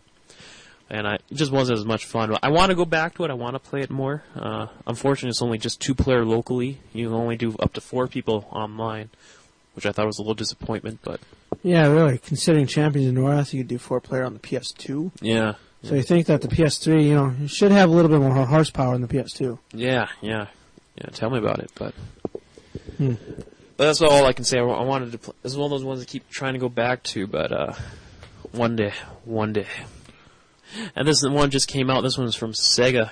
Sega. And not Saga. Going down the list here, and I think, if I remember right, Shino mentioned this in what he's been playing segment when we're talking about PS2 RPGs, but Valkyria Chronicles on the PS3 by Sega. Valkyrie. No, Valkyria. That's actually... What? Yep, Valkyria Chronicles. But that's not according to Norse mythology. You blasphemers. And this game's been getting very, very good critical acclaim all around the boards, and especially on VGevo. There's a thread going on VGevo about Valkyria Chronicles. Those guys can fill you in a lot more, do a better job of filling you in about the game than I can.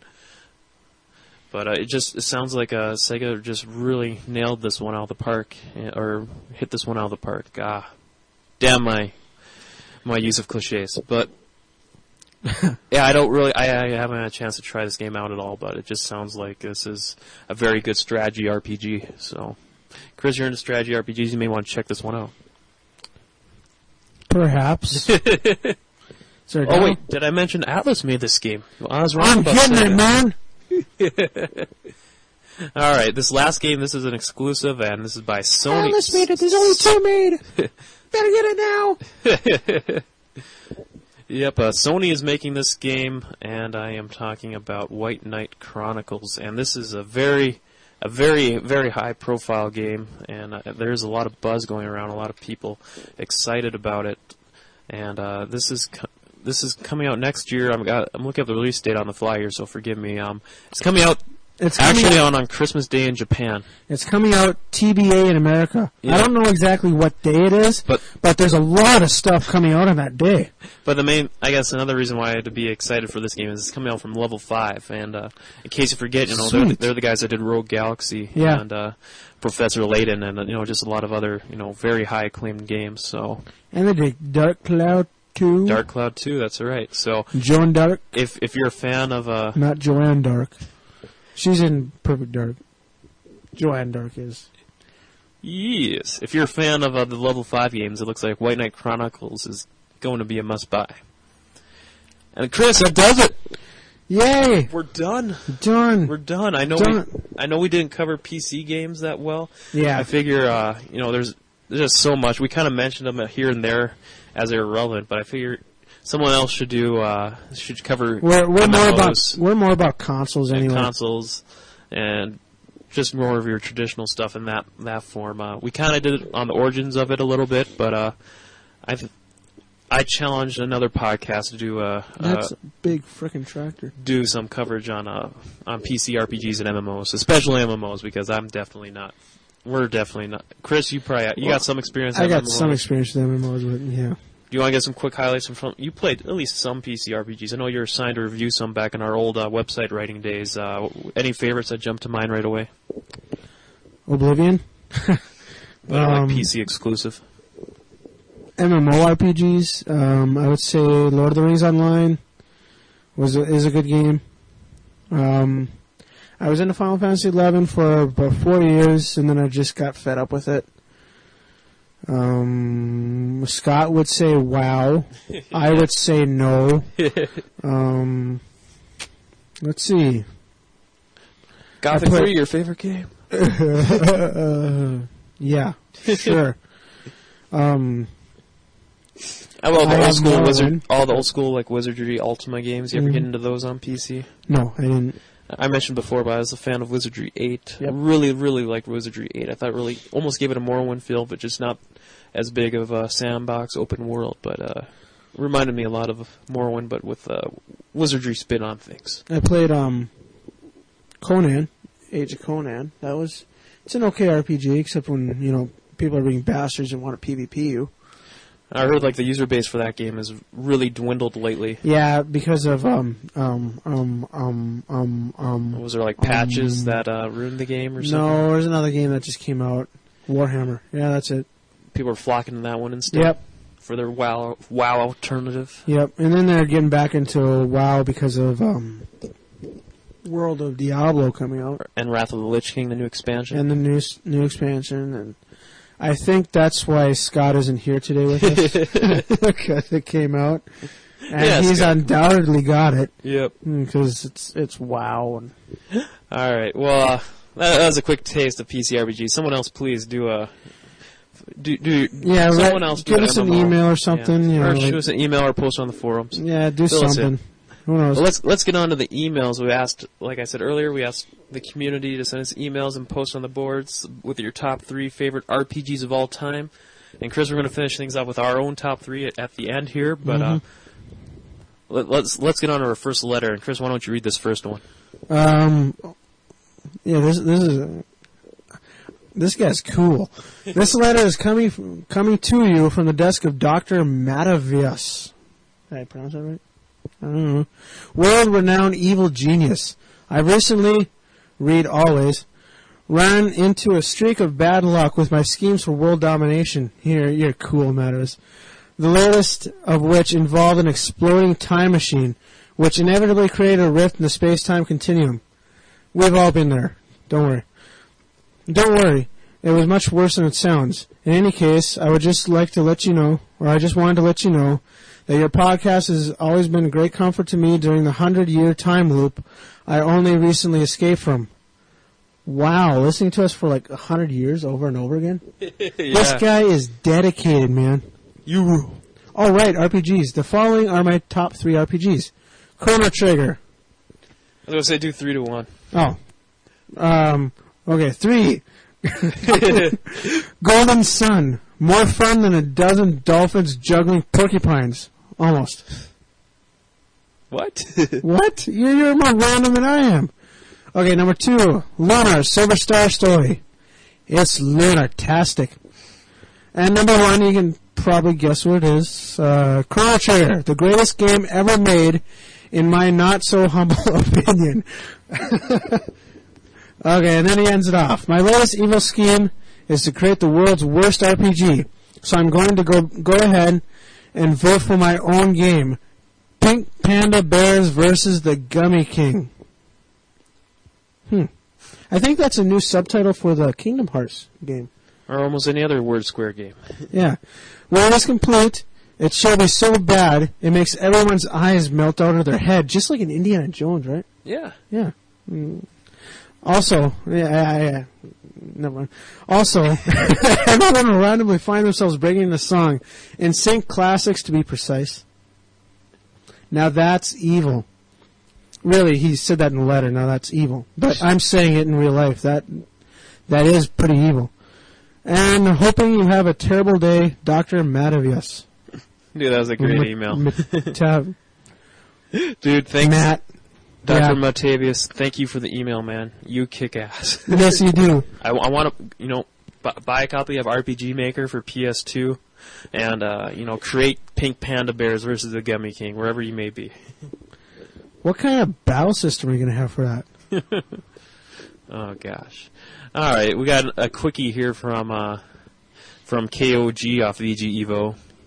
He says, some of my top 3 RPGs of all time are, number 3, Final Fantasy X on PS2, number 2, Odin Sphere on PS2, number 1, Secret of Mana from the Super Nintendo. I can't think of an RPG I played that I didn't like. Keep up the good work. Signing out, KOG. Thanks for the list, man. Chris, how would you rank that list? I would say Final Fantasy X, yes. Odin Sphere, yes. Secret of Mana, I've actually never played. Same here. But that's a good list. Odin Sphere is awesome. Why don't you read the next one? All right. Hey, Tappers, Sigma Omega here, sending you my top 3. And God, this is super the hardest. I kick back to Midwest Gaming Classic there. There was Team Super the Hardest versus Team... What was the other team? Team Fantastic Innovation. Yeah. Okay, good times. Yeah. Number 3, Rogue Galaxy for the PS2. Number 2, Persona 3 for the PS2. And number 1, the Kingdom Hearts series. Okay. And he says, Grr, why 3? Oh, well. I think that's mine. Mine runners-up would be The World Ends With You, Paper Mario series, Super Mario RPG, Final Fantasy IX. There are tons of great RPGs out there, but for all-time top 3s, I'm going... Oh, wait, we got... That's another email. Oh! Okay, never mind. Okay, let's see your... That's a good list there, Sigma Omega. Like I said before, I played Rogue Galaxy a little bit. I was very high on it, and it got me to end up going and buying the game. And I played a little bit of Persona 3. I'm very happy to see what that game has in store for me. And Chris, you like the Kingdom Hearts games, right? Or at least the first one? I like the first one. I wasn't really too into it to get the second one. Or the Card 1 Chains of Secrets or something? Yeah. Chains of something.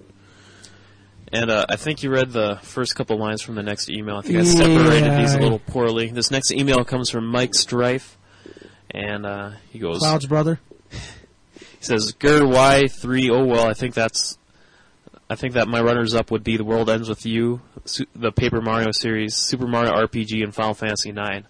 There are tons of great RPGs out there, but for all-time top 3, I'm going in no particular order.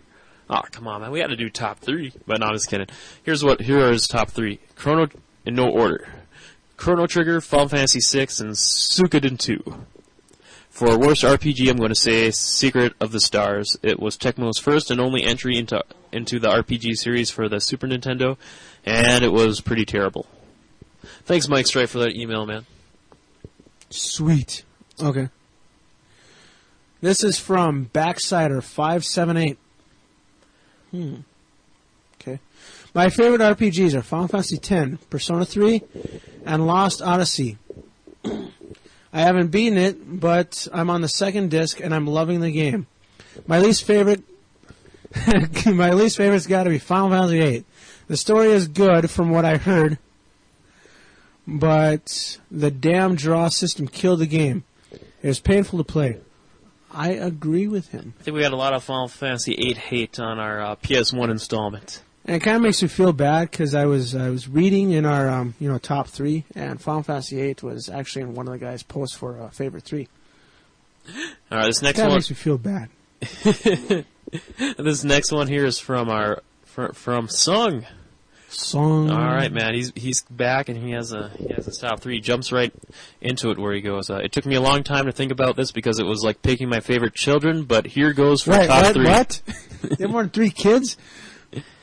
Hey man, I've seen I know some people that have grew up in big families. Me too, but hopefully you don't have as many kids that's like real difficult to figure out your favorite 3. All right. Number 3, Valkyria Chronicles. Yeah, I know it's early, but Skies of Arcadia was going to replace this until I thought about Vice and Akia in Valkyria Chronicles, so I just chose this. Number 2, Tales of Fantasia. I love the Tales series, and this was my introduction to them. Ever since this Tales has always been my favorite RPG series to date. Number 1, Chrono Cross. Not Trigger, Chrono Cross. Take that, Psycho Penguin. Yeah, baby. But yeah, I love Chrono Trigger, but something about Chrono Cross as a game stood out to me much more. Chrono Cross will always remain a favorite of mine for ages to come, and I'll never forget the countless hours I put into this game. Worst RPG? Shadow Madness. I just remember this RPG being so slow and clunky. After playing about 15 hours into it, I started feeling bored and tired, so I sold it immediately. Son. Dude, thanks for the email, man. That was thanks for giving us the quick line too about why you chose your games. Makes me kind of wonder how many kids you have. Oh yeah, would you agree with Chrono Cross ranking high in your list game? It doesn't rank high in my list, but it is a great game. I liked it. Awesome. All right, then here's our one of our final emails, and this is from our boy Rubing. Take it away, Chris. Okay, number 3, Tales of the Abyss. My favorite Tales game. I've only played this in Legendia. I love its characters. Number 2, Shadow Hearts Covenant. The best timing-based versus passive attack system ever implemented. The story was a great continuation of the original with good improvements. And number 1, Final Fantasy VIII. Wait, 8? Okay, yeah, this was the guy. Okay, now Final Fantasy VIII, the first JRPG I ever played. It was the PC version, and I finished it almost 3 times. Wow, that's dedication. The only game I've done that for. And they also list number 4 and 5 as honorable mentions. Okay, honorable mentions. Number 4, Disgaea 2, Cursed Memories.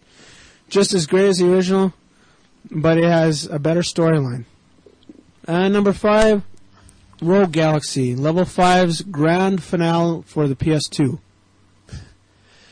Wow, Final Fantasy VIII is the number 1, but you know, I'm pretty sure I mentioned this when we were talking about Final Fantasy VIII on PS1, that a lot of people either not a lot of people, it sounded like a small percentage, or like not a small percentage, but a minority. That one guy really loved it, and everybody else hated it.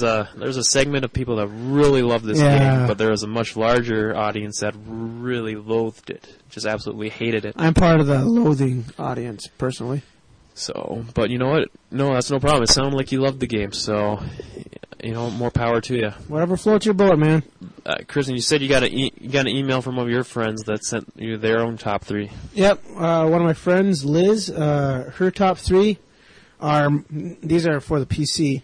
Her top 3 is Morrowind, Elder Scrolls 3, any of the Might and Magic series, and Icewind Dale. Icewind Dale, going back to some older PC stuff there. Yep. And her least favorite, oh boy, is Diablo. Diablo, aw, come on. Diablo is awesome. You didn't play a 2-player, that's why. Or at least 4-player. Well, there's no 2-player for there is online, but... I'm talking about, I was thinking of the PS1 version right PS1 had 2-player, the PC version only had 1, but it hadn't. Online. Yeah, online. Gosh, yeah, Diablo was some good mindless hack and slash here. Not really mindless, it was a lot of good stuff, but you know what? To each their own. To each their own. Alright, Chris, now it's time for mine and yours top 3, and why don't we just do this rotating between each pick here like we used to do on some of our older top 3 segments in the show, on past shows here, but I think I had a few honorable mentions I wanted to list here. Honorable mentions first? Yeah, so I'll list my honorable mentions first here. Dark Alliance, some traditional hack and slashers that I really wanted to make it on, but I just couldn't. The Baldur's Gate Dark Alliance and the Champions games on PS2 and Xbox there for those games. I really like those games. Just a sucker for that good old-fashioned Western hack and slashing. Mm-hmm. But I just couldn't squeeze them onto my top 3. Wizardry 8, which I already mentioned, why I loved that game. Great PC game, ultimate way to finish off the final official entry into the Wizardry 8 series by Surtech. Fallout 3, this game may have made my top 3, but since it just came out, it's barely over a month old. It's just a little too early for me to say. I'm really digging the time I had with it, but I've only got about 10 hours total into the game so far, so I just wanna play it by ear and see how it goes, but I at least wanted to put it on my honorable mentions. Mm-hmm. The Mass Effect also, just kind of getting reacquainted with that game really got me like it and reminded me why I really liked this game. And Final Fantasy VI just edged out. This would have been number 4 on my list if we're doing a top 5 or whatever. But yeah, this is my favorite Final Fantasy. Absolutely love the story. Opera scene, definitely one of the most memorable scenes in gaming history that I've ever witnessed. And really good character development and just fantastic gameplay. Really love the battles back in the day, and they still hold up when I was playing it on the Game Boy Advance version earlier this year. So Final Fantasy VI, they're the last honorable mention. Do you got any honorable mentions, Chris? Yep. I'd like to say Final Fantasy X is an honorable mention. You know, it was a fun game. I think I beat it, and then I went on to keep playing it from an old save, like 160 hours worth. Had a really good storyline. It was actually the first game that Square thought, hey, maybe we should make a sequel to this game because there's so much of a demand. The sequel might have kind of, sucked, but it made a sequel, and that's the first of the Squeenix games that ever made a sequel. Well, the first of the Square side of the Squeenix games that ever made a sequel. Baby steps. Yep. For the PS1, Wild Arms. This is pretty much the first RPG that got me into RPGs. I played a little bit before then, but I never really got into RPGs until this game came out. And Panzer Dragoon Saga for the Sega Saturn. Oh, yeah. That was a truly unique RPG. And if you have a Saturn, I would recommend hunting this game down. It'll probably run you about $200 though. But it's that good. I would say it's that good. It's something if you even collect RPGs or something like I seem to have now, it should have a spot in your collection. All right, let's get down to the numbered list here. I'll start off. Number 3, I'm gonna have to say Earthbound on the Super Nintendo. Damn, did I like Earthbound? I got so pissed when my save got deleted in this game. I made it. Did your dad delete your save and you're gonna go after him now? That's right. No, it's just error. Data error, whatever you want to say. Corruption. But, the concept of a little kid RPG just seemed weird and too Nintendo-y for me. But when I actually played it, the game had just so much of a unique charm, was so much fun that it totally worked for me. And I especially like the modern era setting. But you're a little kid and you got like baseball bat for your starting weapon, and just it's just a nice, very unique and different for the time, and it still holds up to this day. Still holds up. So that's my number 3, Earthbound on the Super Nintendo. Chris. Okay, number 3. I won't have to mention much about this game because we already mentioned it. Lost Odyssey for the Xbox 360. Ah, nice. So it's a good game. Just a good game. Just a good, it's actually mediocre. I don't even know why it's on top 3. No, but you should check it out. Any games on our top 3 you should check out if you can even find them. And Lost Odyssey you can definitely find right about now. So I would kind of, that would be in the check it out category. I don't know. This number 2, I don't know if everyone will like this. This is kind of like one of my own personal favorite. And there's actually a Genesis version of this game, which was completely different, but based off the same license. Yep, that's right. Shadowrun on the Super Nintendo. I like the Genesis version too, but I personally like the Super Nintendo version more. An action RPG, had real-time combat, but the combat was kind of different, handled a little differently. I really liked it, and I really liked the punk cyber world future storyline this one set, and this game took you so many different and unique paths. And I can gush about this game for hours. It's just too bad the 360 version was just. I really like that. I still like the 360 version of Shadowrun. I just wish it was a single player RPG. It was just too bad it turned out to be a competitive multiplayer only game. Can you even find people in there anymore? Yeah, actually, I actually mentioned this one in our games we've been playing segment. I threw in Shadowrun a couple times just a few months ago, and there's still people going online. When I do matchmaking, I hop into a game within moments. So, but yeah, the Super Nintendo version of Shadowrun, just a fantastic game, great time with it, and I still got this game for Super Nintendo, and one of these days I'll go back to it. Chris, you're number 2. My number 2 is a game that probably nobody here has heard about. It's like one of those small little RPGs that came out from Japan that not a lot of people heard of. It's called Final Fantasy VII. I've heard of that, man. It's such a niche RPG, but it was good. I would recommend, if you can even find it. I don't know where you can buy it or anything. And you don't mind super dated 3D graphics? That's right. They're still good. I mean, like... The backgrounds, I think, hold up good. The backgrounds are phenomenal. Yeah. But, this game, it should be... You should already have it if you like RPGs. Oh, what am I saying? Yeah. Go play it now. Or, finish listening, then go play it. Up until a couple years ago, you'd find this anywhere for $20, but for whatever reason, the game's been a collector's item, and it's ever 50 since to the movie $70. came out. Yeah. Oh, God, the movie. Yeah. Thanks, Square. But, I bought it before the movie, so I don't care. Alright, so I guess that brings me to my number 1 pick, and I'm actually going to go with Oblivion. Yep, that's right. Oblivion. And, yeah, we already talked about this game and why we liked it, and like I said, it's a game that keeps on giving. There's so much content in this game, it seems like it'll never end. There's so many ways to kill people. Yeah, and I'm very happy with this game. This is my favorite RPG, and I'm glad to have this as my number 1 on my list. I mean, yeah, there's not too much to say that we already mentioned earlier in this episode, so Oblivion, my number 1 RPG of all time. Chris, roll with it, man. Let's hear it. Final Fantasy XI, Treasures of Honor again, man. It's got to be your number 1, right? Right? Screw you. My number 1 is... Wild Arms 3. No. Cold Death. Definitely not.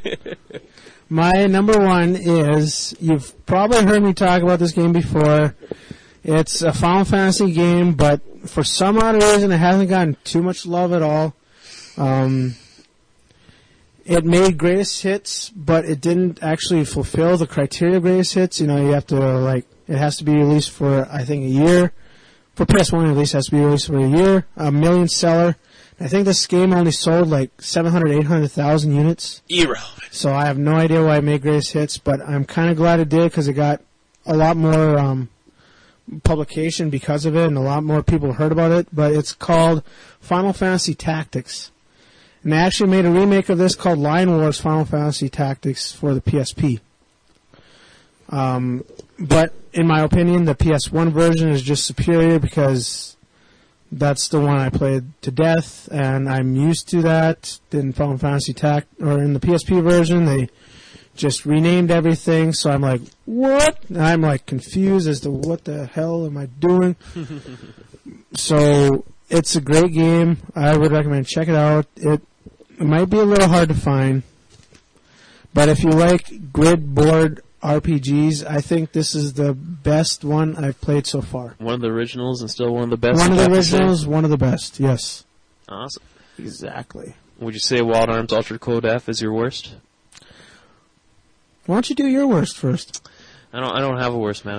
You don't? I stick to ones that, kind of like that one listener that said earlier. I just stick to the ones that I usually look ahead before I buy. I don't go into RPGs. No, my worst isn't Ultra Code F. My worst, I feel bad about this because Rubing, or what's his name? Rubing. Yeah, that's it.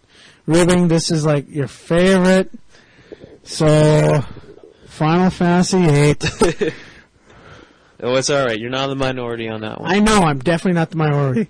But I still feel bad nonetheless about it. It's that stupid draw system, and that just killed it, and the fact that your magic did how many billions of times more damage than Melee did, and that shouldn't be the case, and long-ass summons, and you can overdrive your summons or whatever the hell they call it. I don't care. I did beat this game because it's in the Final Fantasy series, so I had to beat it. So I put myself through hell doing it. You forced yourself under dire circumstances. I forced myself to beat it. Okay, Chris, you're not eating until you beat this game.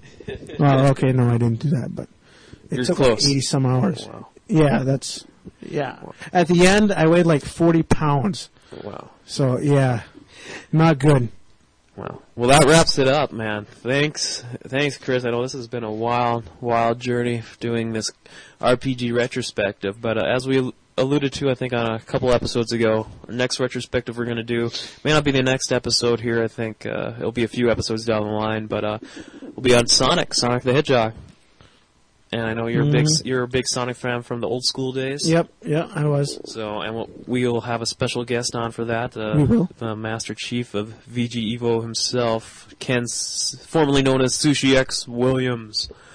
So, be on the lookout for that probably next month here. But on the coming episodes here, we are going to do, hopefully next episode will be our super spoiler-filled reviews and comparisons. We'll tell you which game is the best one to get between Resistance 2 and Gears of War 2. Mm-hmm. So be on the lookout for that. I'm real excited to do it. Chris, you said you're almost done with Resistance 2. Yep, with the single-player campaign. Yeah. So be on the lookout for that next episode, hopefully. And probably the episode after that, we're going to do our traditional top 10 games of the year. So very looking forward to that and seeing the latest Final Fantasy XI expansion top Chris's list again. No, I'm just kidding. That was a couple years ago. Chris is giving me the evil eye.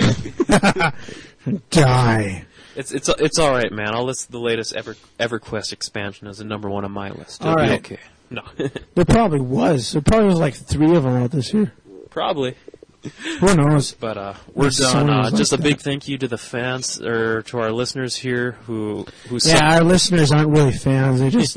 They have to listen to us. We actually force them. This is all they play in the psych wards, so that's why we get so many downloads. Oh boy, yeah, no. Thank you. Seriously, thank you guys for. We've never got this many emails before. Like for the 9 parts of this RPG retrospective, we set new records for amount of emails and feedback we've seen on the forums and in our inbox respectively too. So I think we probably got the record on downloads for the last episode. Yeah, these are our highest amount of downloads. Each installment really gets more and more downloads. Thank you guys. Yeah. Thank you, Mom. Thank you guys for. We don't have to download this 300 times, but thanks.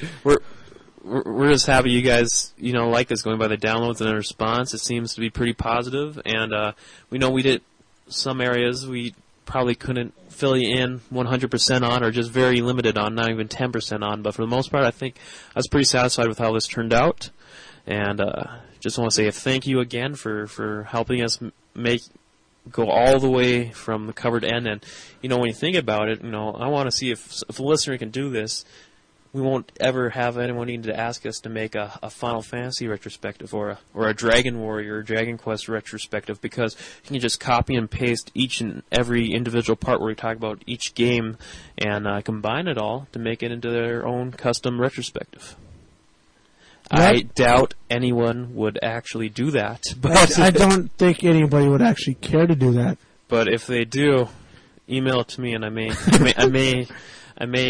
mail you something pretty cool. But and we might actually, feature it in a... Actually post it as an actual show. Yeah, well, something. No, God, yeah, that'd take hours upon hours of editing to do. But, no, actually, we're almost at 2 hours here. We need to get going. Thank you again, guys, for making... I'm tired. Chris, thank you for coming on, man. Sure, it's my apartment. If you want to send us an email, which we'll gladly read and respond to on one of our next episodes, the email address is mailbag@ontappodcast.com.